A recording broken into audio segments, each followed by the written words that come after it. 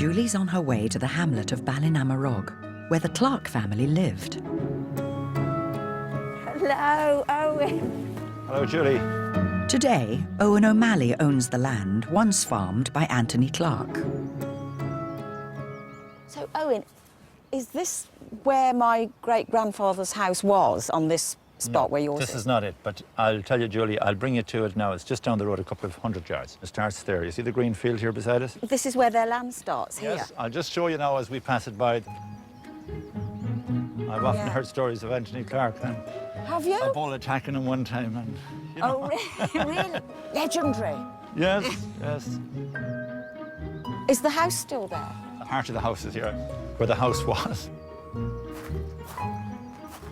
Oh, that's all that's left of it. Yep. So can we go in? We can, yeah. Even though it's a ruin. There's one particular room still left in it. It's just where the cattle go into now. Oh, no. Don't expect anything posh. No, there's no sofa for me to sit on. There's definitely no sofa. Oh, my gosh. Oh. This is where the old windows were. You can see them there where they're built up. Yeah, This was their fireplace here. yeah. Let me just have a feel of the walls.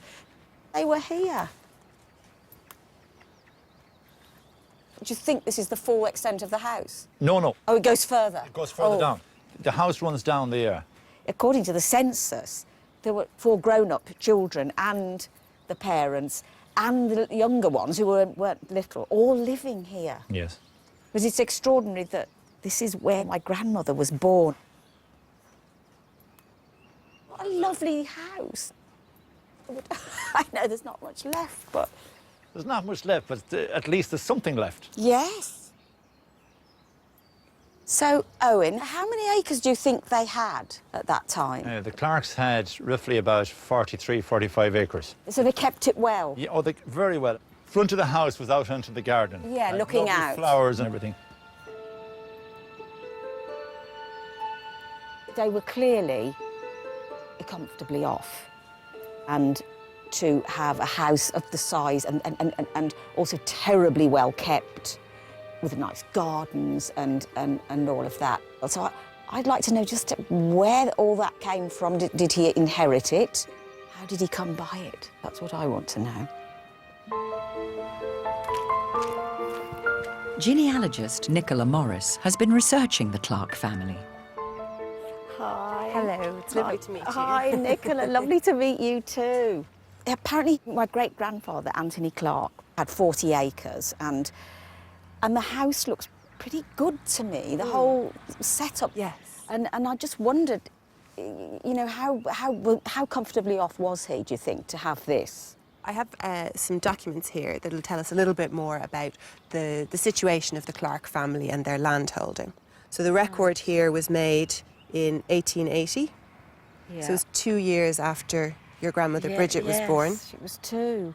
Right. Anthony Clark. And then this is the acreage here. 43 acres. Right. So he owned quite a lot. Yeah.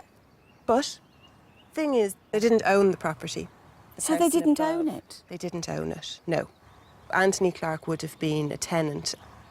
Oh.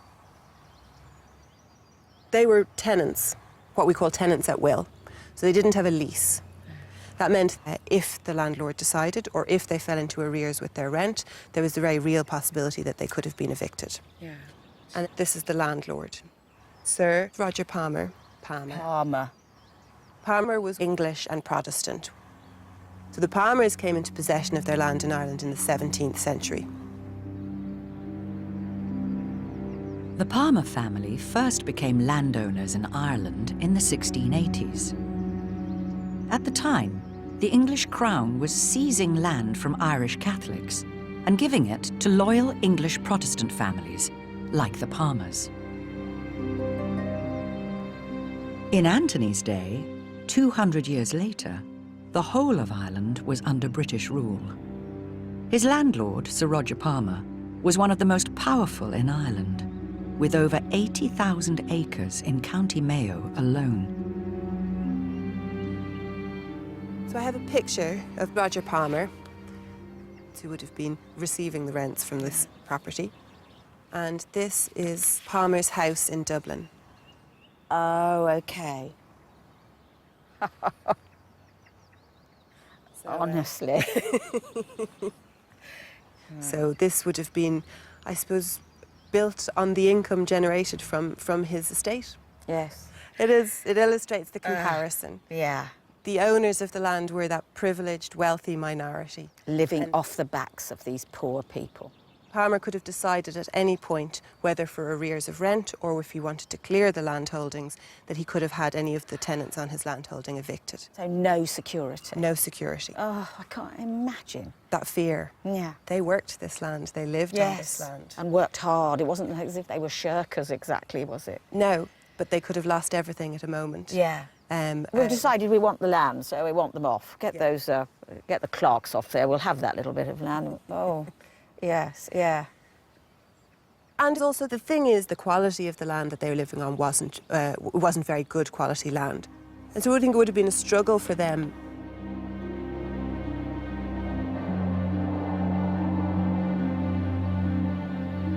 The boggy land in County Mayo was particularly difficult to farm. Little would grow apart from potatoes.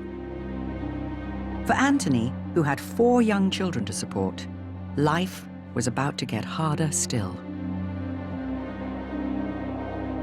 What I have is an account on the state of the West in the newspapers. This was written in 1879. Having recently made a tour in the west of Ireland, and should the coming winter be as severe as the last, the suffering will be intense.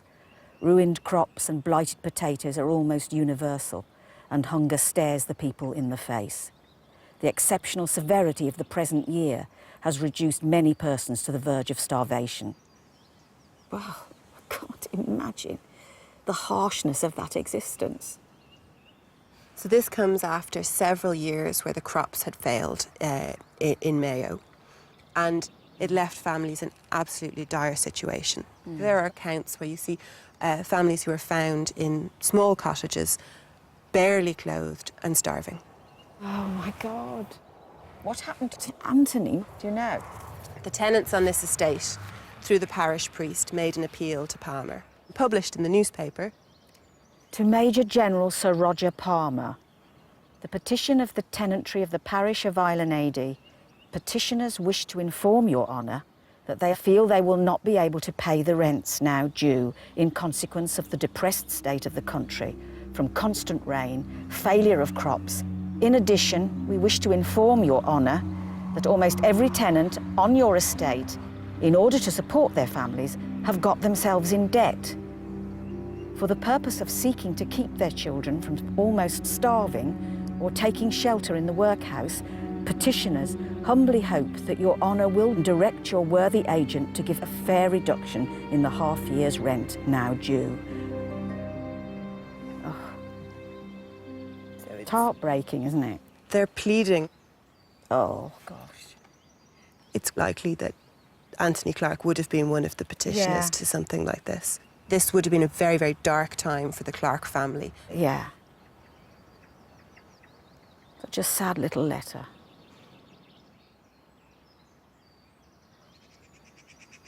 It's a completely different story to the one I set out with, in a way. Landholder didn't mean landowner. Just the thought of having 4 small children, and also the land not being brilliant land. So they would have had to work so hard, not knowing whether the next day you'd be turned off your land. Can you imagine those circumstances?